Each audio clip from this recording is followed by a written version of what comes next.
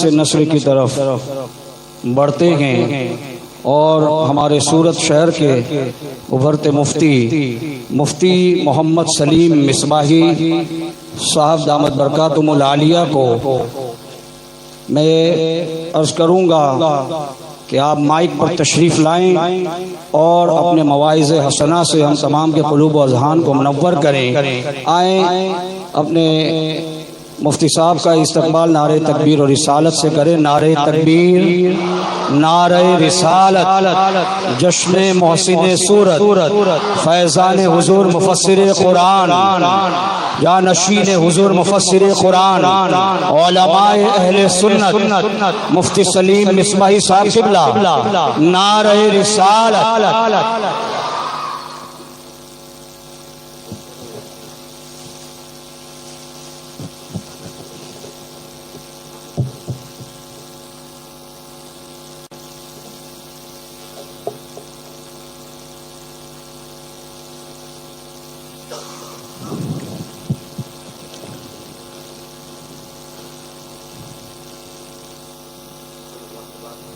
السلام علیکم ورحمۃ اللہ تعالی وبرکاتہ.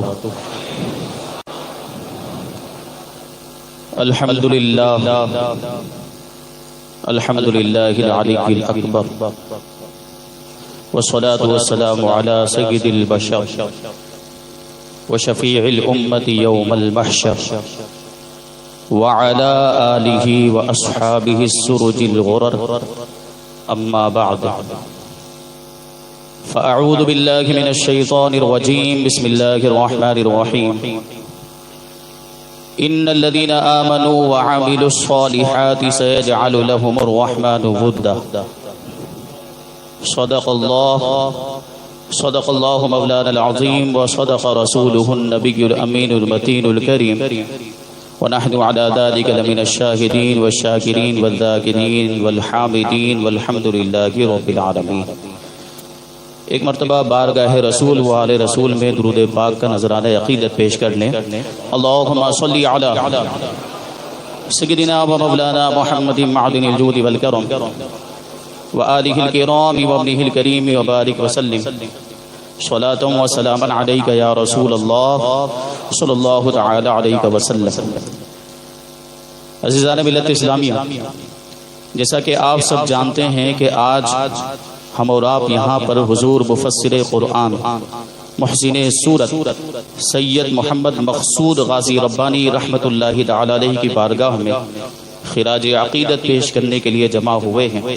اللہ تبارک و تعالی ہماری اس حاضری کو اپنی بارگاہ میں قبول فرمائے اور اس محفل کو ہمارے لیے آخرت میں ذریعہ نجات بنائے.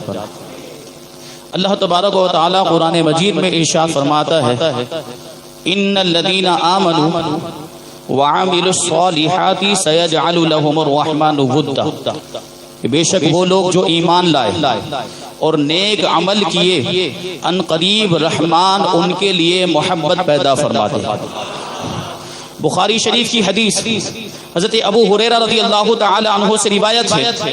اللہ کے رسول صلی اللہ علیہ وسلم نے ارشاد فرمایا کہ جب اللہ تبارک و تعالی کسی بندے سے محبت فرماتا ہے تو جبرائیل کو ندا کی جاتی ہے کہ اللہ تبارک و تعالی فلاں بندے سے محبت فرماتا ہے، تم بھی اس سے محبت کرو.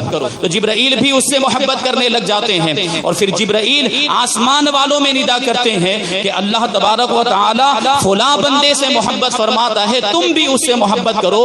تو آسمان والے بھی اس سے محبت کرنے لگ جاتے ہیں. پھر اس بندے کی مقبولیت زمین والوں میں رکھ دی جاتی.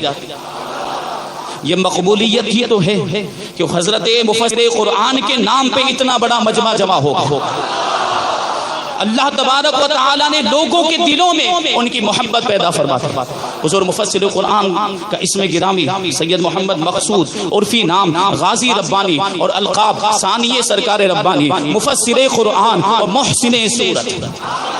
یقیناً ان کا بہت بڑا احسان اور سادات گھرانے سے تعلق، حسینی سادات کا گھرانہ ایسا عظیم الشان گھرانہ، شجرہ نسب ان کا دیکھیں تو 34 واسطوں سے آپ کا سلسلہ نسب اللہ کے رسول صلی اللہ علیہ وسلم سے جا کر مل جاتا ہے.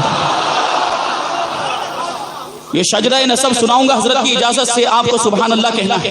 حضور مفسر قرآن سید محمد غازی ربانی رحمت اللہ تعالی علیہ، یہ صاحبزادے ہیں محبوب العلماء استاذ القراء حضرت سید عبد المعبود رحمت اللہ تعالی علیہ کے وہ صاحبزادے ہیں سرکار ربانی سید محمد عبد الرب رحمت اللہ تعالی علیہ کے وہ صاحبزادے ہیں سرکار امانت علی کے وہ صاحبزادے ہیں مفتی سید دائم علی کے وہ صاحبزادے ہیں سید بشیر الدین کے وہ صاحبزادے ہیں سید غیاث الدین کے وہ صاحبزادے ہیں سید قطب الدین کے وہ صاحبزادے ہیں سید محمد بشائخ کے وہ صاحبزادے ہیں سید محمد کمال حسین میاں کے اور وہ صاحبزادے ہیں سید عبداللہ کے وہ صاحبزادے ہیں سید نصر اللہ کے وہ صاحبزادے ہیں سید محمد معروف کے وہ صاحبزادے ہیں سید ناصر الدین کے وہ صاحبزادے ہیں سید محمد معروف بندگی کے وہ صاحبزادے ہیں سید ابو اسحاق کیمیا نظر کے وہ صاحبزادے ہیں سید صدر الدین راجو قطال یہ حضرت مخدوم جہانیہ جہاں گشت رحمت اللہ تعالی علیہ کے جانشین اور خلیفہ اور ان کے برادر خرد تھے یہ صاحبزادے ہیں سید احمد کبیر کے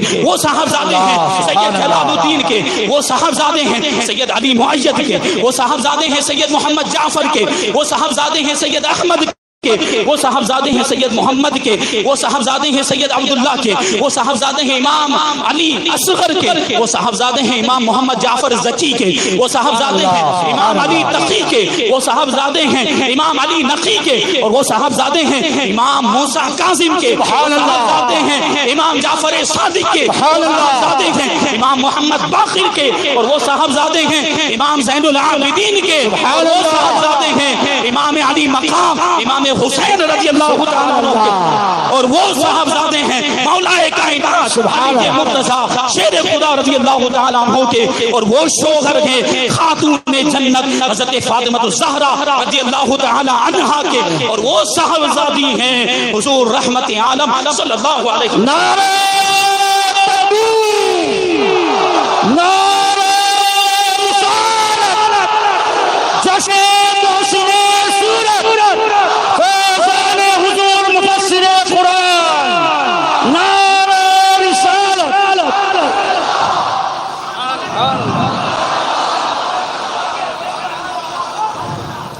آپ غور کریں یہ خاندان ہے حضور مفسر سبحان اللہ، بڑے بڑے علماء بڑے بڑے اولیاء بڑے بڑے مشائخ بلکہ ائمہ اہل بیت بھی موجود ہیں اور شان یہ ہے کہ نبیوں کے سردار یہ خاندان ہے حضور مفسر قرآن کا۔ اللہ تبارک و تعالیٰ نے یہ شان اور یہ فضیلت آپ کو عطا فرمائی۔ آپ کی جو پیدائش ہوئی 29 ذی قعدہ ہجری 1344 میں رائے گڑھ میں، یہ اس وقت چھتیس گڑھ میں مدھیہ پردیش میں پڑتا تھا، ابھی یہ چھتیس گڑھ میں ہے۔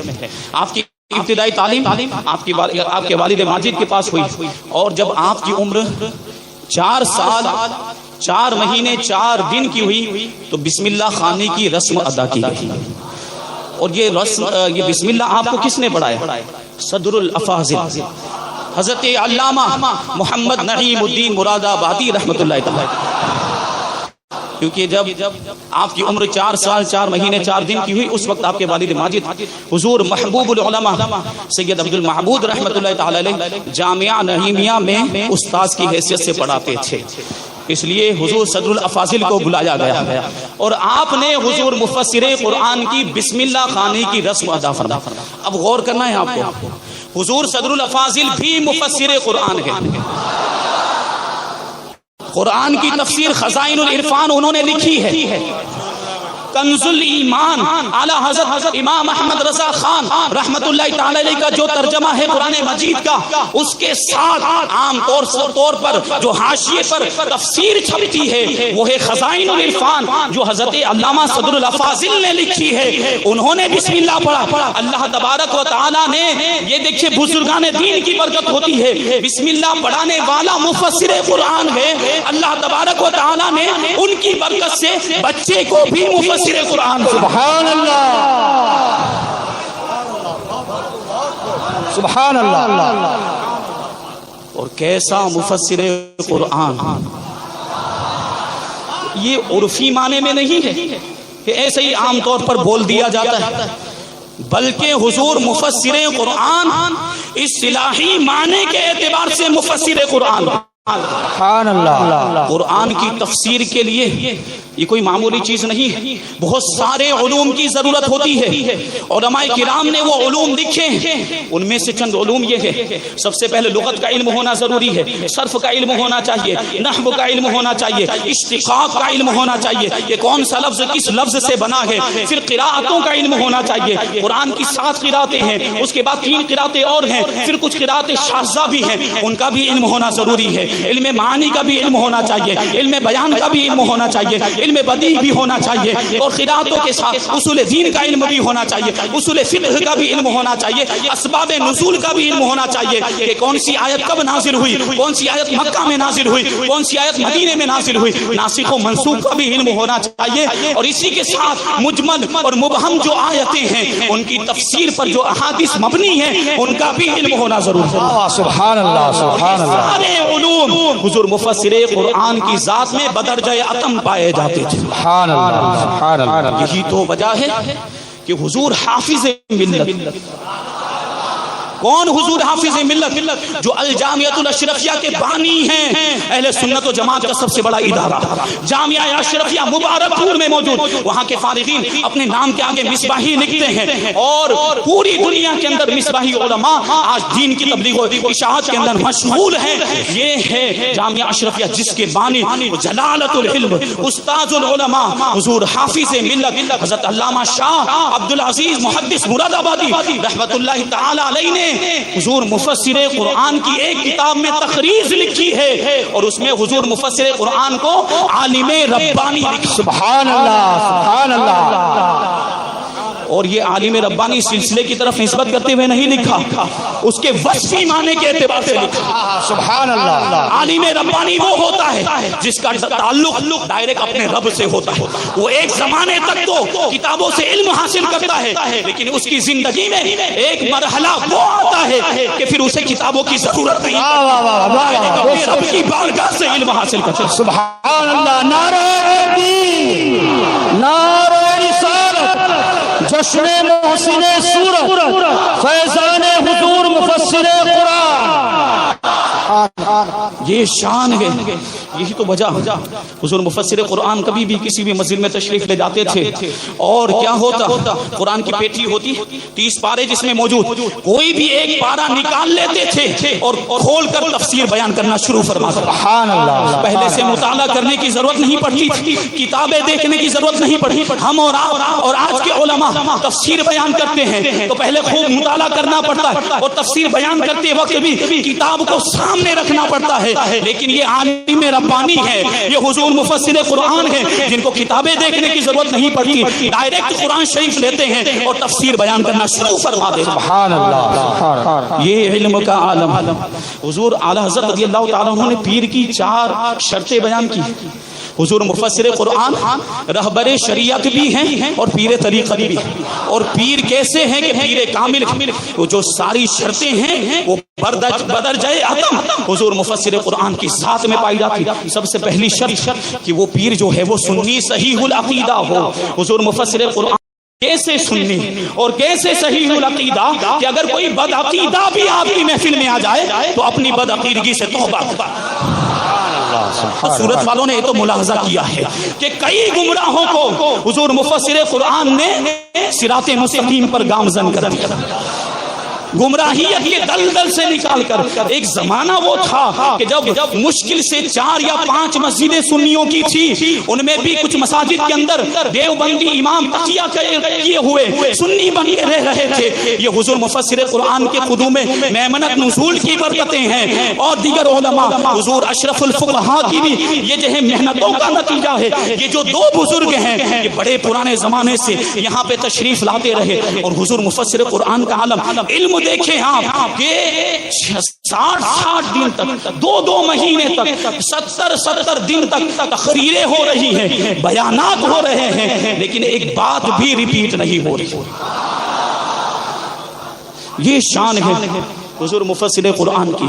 یہ مقام و مرتبہ اللہ تبارک و تعالیٰ نے آپ کو عطا فرمایا. تو یہ شرط کہ سنی صحیح العقیدہ ہو اور پھر علم رکھتا ہو، اتنا علم رکھتا ہو کہ ضروری مسائل کتابوں سے نکال کر مریدوں کو بتا سکے. ضروری مسائل بلکہ بے یوں سمجھے آپ کے علم آپ کا جو ہے وہ ایک سمندر کی حیثیت رکھتا ہے. یہ ہے عالم ربانی حضور مفسر قرآن کی شان اور تقوی اور پرہیزگاری. دیکھیں آپ اللہ تبارک و تعالی عالم ربانی کے اوصاف کتابوں کے اندر بیان کیے گئے. 5 اوصاف بیان کیے گئے: خشیت الہی، خوف خدا، خشوع اور خضوع، پھر تواضع اور انکساری، پھر ہے حسن اخلاق، اچھی اخلاق، اور زہد اور دنیا سے بے رغبت.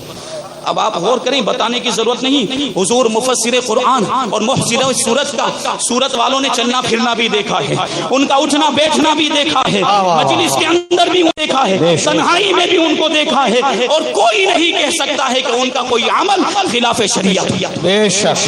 فرائض و واجبات تو دور کی بات ہے، سنتوں کی بھی پابندی کیا کرتے تھے. خدا آپ کا ارشاد شعر میں کہا کرتے ہیں کہ شادی ہو یا غم ہو یا موت ہو، شادی ہو یا غم ہو یا موت ہو، سنت نبوی نہ ہرگز فوت ہو. سبحان اللہ. سنتوں کا بھی اتنا اہتمام اور خشیت الہی کا.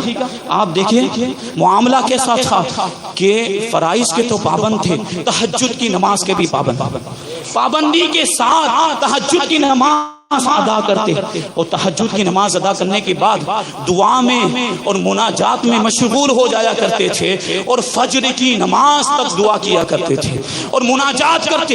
اتنا روتے کہ دیکھنے والے دیکھ کر گھبرا جایا کرتے تھے، اور اتنا آنسو بہاتے تھے مناجات کے اندر کہ آپ کی داڑھی مبارک تر ہو جایا کرتی تھی.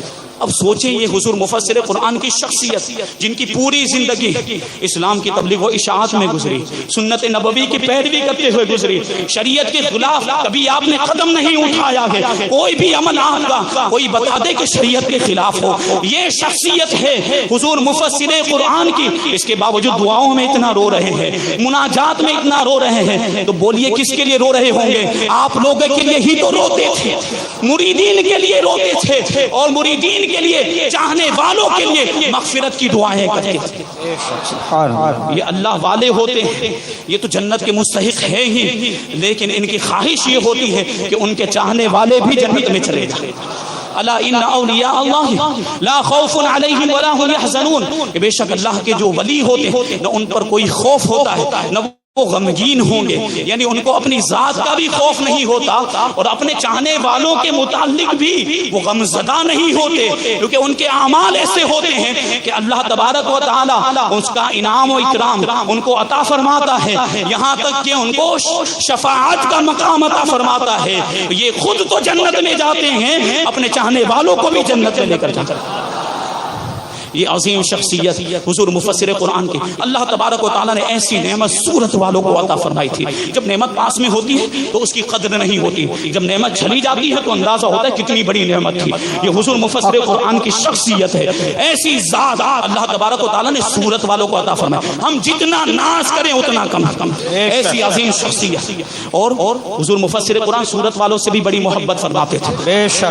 یہ بڑے شرف اور بڑی سعادت کی بات ہے. ایسی عظیم شخصیت ہم سے محبت کرے تو اس کے بدلے میں ہمیں بھی محبت کرنی چاہیے. اور یقیناً ہمیں ہے محبت، اور دل و جان سے محبت کرتے، اور یہ محبت ہمیں آخرت کے دن کام آئے گی. اللہ کے رسول نے ارشاد فرمایا کہ 2 لوگ اگر اللہ کے لیے آپس میں محبت کرتے ہو، ایک مغرب میں رہتا ہو اور ایک مشرق میں رہتا ہو، اتنا دور اتنا بڑا فاصلہ ہونے کے باوجود اللہ تبارک و تعالی قیامت کے دن دونوں کو جنت میں جمع فرمائے. حضور مفسر قرآن سے ہم محبت کرتے ہیں تو کیا کسی دنیاوی غرض کی وجہ سے کرتے ہیں؟ کیا کوئی دنیاوی مقصد ہے، کوئی عہدہ حاصل کرنے کے لیے یا مال و دولت حاصل کرنے کے لیے؟ ہم ان سے صرف اس وجہ سے محبت کرتے تھے کہ وہ اللہ کے نیک بندے ہیں، پوری زندگی تبلیغ و اشاعت میں گزار دی اور پوری زندگی شریعت کی پابندی کرتے ہوئے گزار. اسی وجہ سے تو ہم محبت کرتے ہیں. یہ محبت ہمیں کام آئے گی اور قیامت کے دن ہم بھی وہاں پر ہوں گے جہاں حضور مفسر قرآن ہو. حضور مفسر قرآن رحمت اللہ تعالی علیہ دنیا سے تشریف لے گئے، اور 2 شخصیتیں سورت والوں کے لیے 2 شخصیتیں ایسی تھی کہ جن کے جانے کے بعد ایسا لگتا ہے کہ گویا کہ سورت والے یتیم ہو گئے. دو شخصیتیں، ایک تو حضور مفسر قرآن اور دوسرے حضور اشرف الفقہا مفتی محمد مجیب اشرف رحمت اللہ تعالی علیہ۔ یہ دو شخصیتیں جن کا صورت والوں پر بہت ہی خاص احسان ہے، اسی وجہ سے حضور مفسر قرآن کو بھی محسن صورت کہا جاتا ہے اور حضور اشرف الفقہا کو بھی محسن صورت کہا جاتا ہے۔ میں دوسرے مشائخ کی اور دوسرے علماء کرام کی خدمات کا انکار نہیں کرتا، لیکن سب سے پرانی شخصیات جو صورت میں سفر کی مشقتیں برداشت کر کے، ساری دشواریوں کا سامنا کر کے، ساری تکلیفیں برداشت کر کے باندہ شریف سے تشریف لا رہے ہیں۔ حضور اشرف الفقہا ناگپور سے تشریف لا رہے ہیں۔ نذرانوں کی فکر نہیں ہے، ہدیوں کی فکر نہیں، خالی کور دیے جا رہے ہیں، اس کے باوجود شکایت کا لفظ زبان پر نہیں آ رہا۔ بعض مقامات پر کوئی بھی ہدیہ نہیں، کوئی نذرانہ نہیں، کا مظاہرہ نہیں، رکشہ پہ لے جا رہے ہیں تو رکشہ پہ بھی تشریف لے جا رہے ہیں۔ بعض اوقات تو سائیکل پر بھی سفر کیا ہے اور سائیکل پر بیٹھ کر جلسہ گاہ میں گئے ہیں۔ یہ سادگی کا عالم اور یہ بزرگوں کی خدمات ہیں۔ اتنی تکلیفیں برداشت کرنے کے بعد یہ جو ہم سنیت کی جو بہاریں دیکھ رہے ہیں، یہ ان بزرگوں کی محنتوں کا نتیجہ ہے۔